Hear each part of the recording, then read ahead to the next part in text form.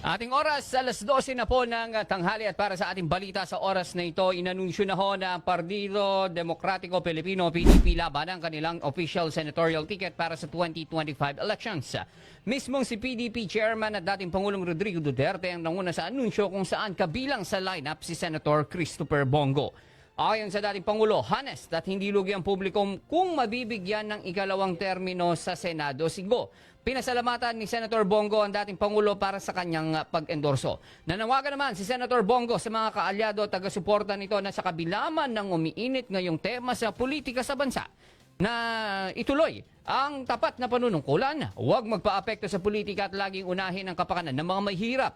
Isa si Senator Bongo na pasok sa pinakahuling senatorial survey na ginawa ng Octo Research. Kasama ni Go sa senatorial lineup ng PDP sina Senator Ronald Bato de la Rosa at ang aktor na si Philip Salvador. Pakinggan natin ang pahayag ni Senator Bongo.